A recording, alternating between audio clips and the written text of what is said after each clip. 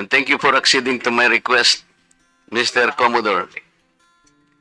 You just called me a traitor, sir. Nasa Facebook po, nasa social media. Mr. Chair, with your permission. Butit inulit mo, Commodore.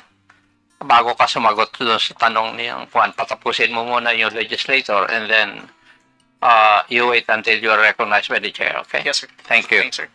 Please proceed. You said that you did not say that I am a traitor, but it is in the social media.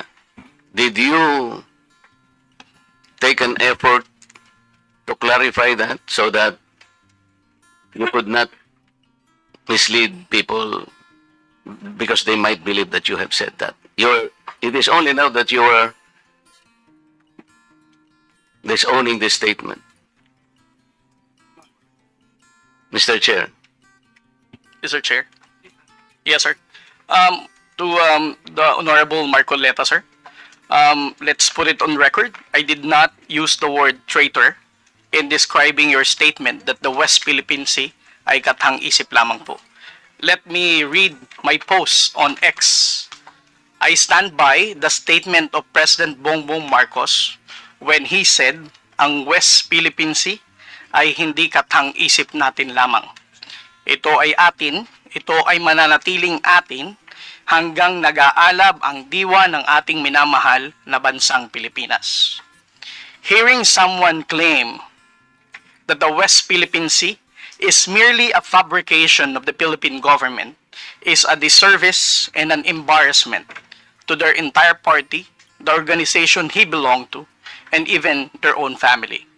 How can the one face the younger generations today and tell them that our exclusive economic zone to the west of our archipelago is non-existent, effectively giving up the fight to assert their rights as Filipinos in the West Philippine Sea? Mr. Chair, sinabi ko ba na katang-isip ang West Philippine Sea? I cannot recall, Mr. Chair. Hindi, kasi ang salita mo dyan, merong nagsabing katang-isip.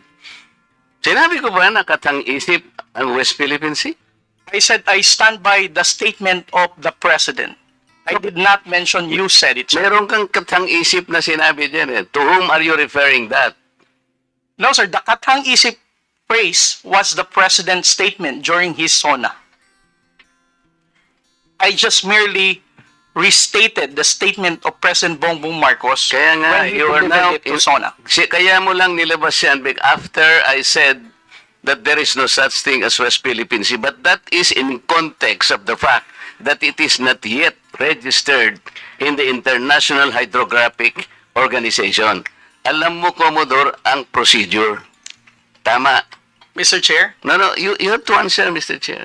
Alam Yes, mo sir. yung procedure kung paano maitatala, kung paano natin papangalanan ang isang karagatan na tayo ang may-ari. You know the procedures, right? with respect to the 19th Congress who passed You the have Republic to Act answer my question, 12064, Mr. Chair. the Philippine Maritime Zones Act, sir, the West...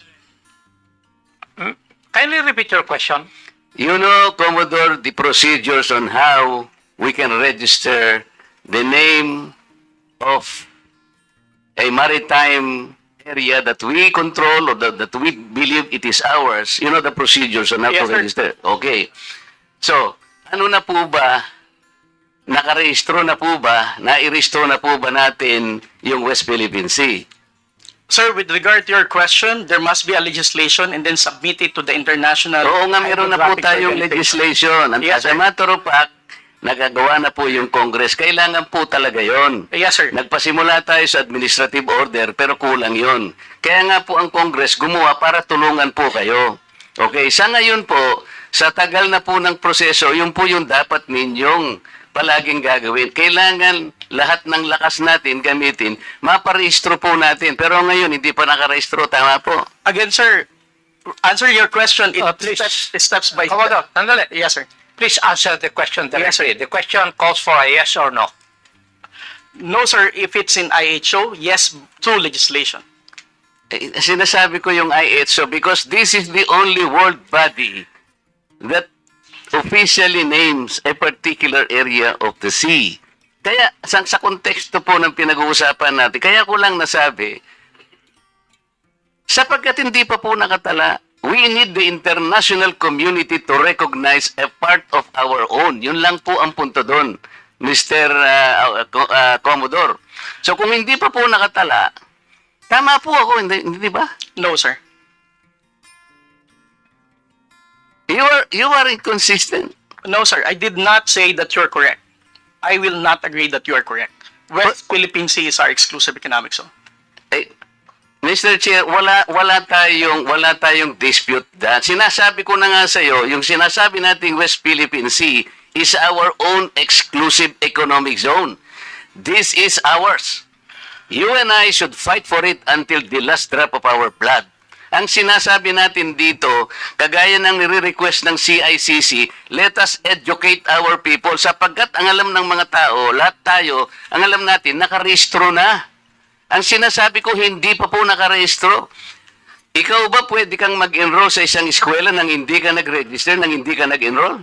You answer my question. Of course, sir, there is a legislation. Kaya hindi pa nakarehistro, Mr. Chair. This is the only point. Let us not create a mountain out of molehill. Bigla mong sasabihin, in response to what I said, tathang isip, o blah blah blah, at lumabas sa traitor. Hindi ka man lang gumawa ng effort, for example, na I did not say that. Ngayon mo lang sinasabi. But you know, people are bashing me. I am pro-China. When is the last time or the first time that I am pro-China? Again, Mr. Chair, I never said that you are a traitor. That is clearly posted on my Twitter Pero account. hindi ka po nagbigay ng paliwanag na sinabi mo sana doon sa social media din.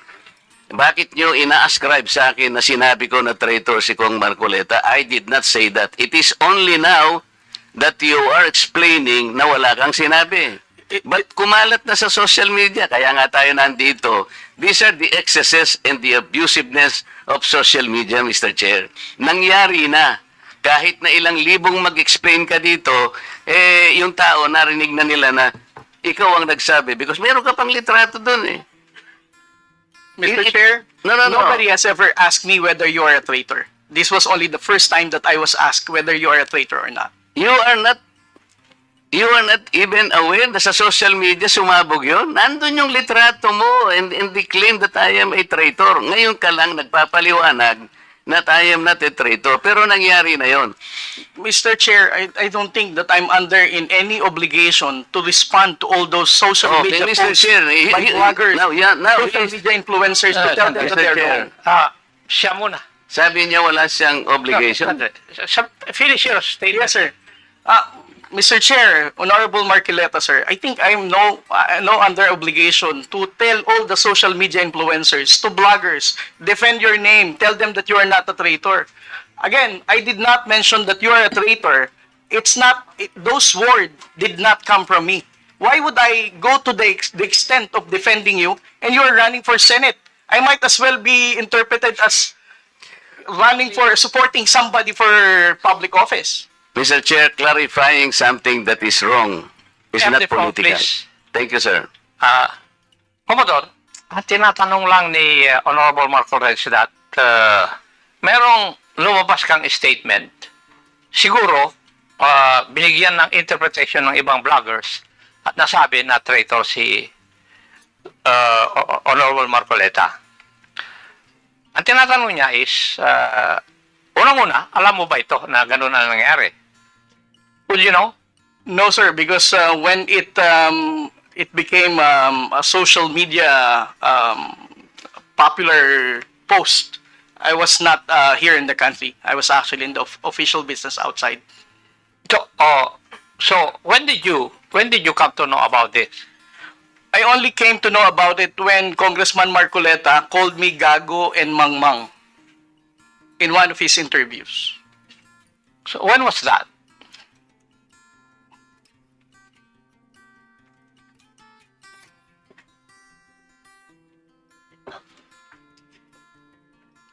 during his interview last February 10, huwag tayong magpagago at magpaka-ignorante katulad ng Commodore na yan. So, at that point in time, ang tinatanong kanina ni Honorable Marcoleta na merong misinterpretation doon sa iyong statement sa social media. Yes, sir. And you did not bother na i-correct man lang yun. Yun ang dinadrive ni Honorable Marcoleta kanina pa. Yes, sir. So, please answer that question. You did not do anything. I did not do anything, sir. Okay. Why? Why did you not do anything? It's because, sir, if I'm going to keep on defending to any, because one, No. yeah, You are not supposed Yes. to defend me. yes, sir. Because If as I it is said, true, Mr. Chair, that he did not call me traitor, but it continues to be there and to be consumed by the public through the social media. I think it is his responsibility to deny it if it did not come from him. That is all I was asking. And I think this is not too big for him to do. Yun lamang eh. Yeah. But he admitted that he did not do anything. Yun na nga. That's why I'm asking why. Is it not important to you to correct something that did not originate from you? it's because, Mr. Chair, the only time I learned about that was when I heard about your interview calling me gago and mangmang. Why would I even defend you if you're calling me gago? As a commissioned officer of the Philippine Coast Guard, being a spokesperson, calling me mangmang, not knowing what I'm saying. But actually, if you will read that context, How would I even the act defend you? of doing it Sandali, is the sandali. one that is Papasukin mo gago. muna Di siya. ba? Yung ganon, not necessarily the person eh. Eh, sabi ko nga sa'yo, kung kinorek mo man lamang yun, because it continue to be there in the social media, Mr. Chair, yun ang nakakasama sapagkat people, hindi ko naman sinabi talaga yun. Mamamatay siya because it came from you. Pero pag hindi mo sinabi, at you continue to be silent, akala ng tao, sinabi mo. So that is the problem, Mr. Chair. And I think we are hearing this in order to correct the misconception and misinformation because it continues to spread. If you get the point, Commodore, Mr. Chair. Mr. Chair, again, sir, kung bakit ko po hindi binawi ay dahil nalaman ko lamang po itong balita na ito na nag-spread siya nung nagpa-interview po kayo na ginagago niyo po ako. As a human being, how would I defend somebody na ginagago po ako sa public interview? Mr. Chair, kung titingnan mo yung konteksto ng pagkakasalitan, hindi ikaw ang ginagago. Ikaw ang ginagago. Ang sinasabi ko rito, let us defend our own nang hindi tayo nagiging gago o kaya nagiging emotional. It's actually hindi sa tao eh, kung hindi yung act na halimbawa wala tayong ginawa o kaya sinabi natin. Kasi nagmumula ako, Mr. Chair, sa pagkakasabi na hindi man lang tiningnan mabuti saan ba nang galing itong narrative. Ngayon, i-explain ko nga sa'yo, Commodore, ito'y nangyari doon sa pinagsimulan na dapat nating i-educate ang ating mga kababayan. Yun ang pinagmulan nun. So it is not disservice. I do not deserve to be called a traitor just like that. Kasi ang gusto kong mangyari, lumitaw, ma-informahan natin ng tao na sa ngayon, hindi pa talaga naitatala officially yung West Philippine Sea para malaman ng tao. At yun ang kailangan natin gawin. Pagsikapan natin, pagsakitan natin, ipatala natin, Mr. Chair. Because pag napatala na natin yun at ginugel nila, o talaga palang merong West Philippine Sea. Hindi lamang dahil sa nandun, gumawa na tayo ng batas. Because, Mr. Chair, that is preparatory para maipatala na nga natin eh. Kaya lang natatagalan talaga. Ganun siguro yung proseso. So yung pong mga ibang vloggers, Commodore, hindi nila ma-recognize. Kaya example ko kanina, ginugoogle, wine-waste ni Congressman Barbers, yung kalye na nirehistro na gawa lang ni Congressman Paduano, hindi po niya makita. So nagkakaroon ng confusion. The tendency to be misinformed proceeds from the fact na hindi pa talaga na ipatala, sir. That's the only point. Mr. Chair, ngayon, kung babalik po sa Google, Mr. YouTube, ito kumakalat, lumalakad, but you are not doing anything to control this. So, ang daming, ngayon, nagbabas sila sa akin, si Marcoleta, pro-China. Ngayon, may lumitaw na naman through your platform. Lahat po ng senador na kagrupo ni ganito, lahat po sila ay pinopondohan po ng China. Nandito ngayon. I will show it to you before you leave, sir, na lumilitaw na naman dito. So kasama po ako doon sa grupo na yon na pinipinance ng China. Ganun po eh. So it becomes now an election misinformation that will impact on the credibility of the election. Maaring mamislead po na naman ang mga tao. Yun po yung ating gustong ayusin, yung misconception and misinformation. Lumitaw lamang po kasi sa kawalan ng information na hindi pa po natin naipatala, Commodore. Hindi pa nakatala talaga officially. Tayo-tayo po, walang problema eh. Kung tayo-tayo lang. Sapagkat yung bahagi na yun ng ating karagatan, may pangalan man yan o wala. Sabi ko nga sa'yo kanina, tayong dalawa ilaban natin yun hanggang sa huling patak ng ating dugo. Atin yun at walang makakapagpabago doon. Ang problema, nagkakagulo tayo because of that misconception. Walang masamang tinapay doon, Mr. Chair. I want to explain that.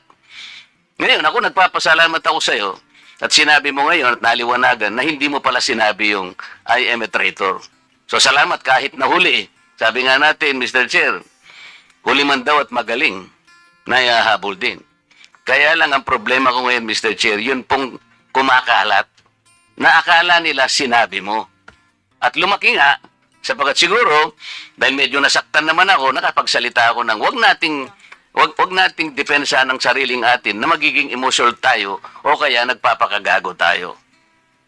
So, kaya lumaki ng lumaki dahil lamang doon. But the context, Mr. Chair, the context is gusto nating huwag gamitin ang misconception or misinformation, lalo na ng mga vloggers, sa lahat po ng bahagi o aspeto ng ating buhay. Ang West Philippine Sea ay atin, Commodore.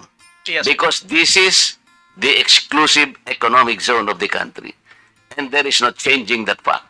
Kahit anong magbali-baligtarin natin ang mundo natin, atin ito. Kaya lang ipatala po natin yung pangalan para po hindi gamitin sa misinformation. Mr. Chair, thank you very much.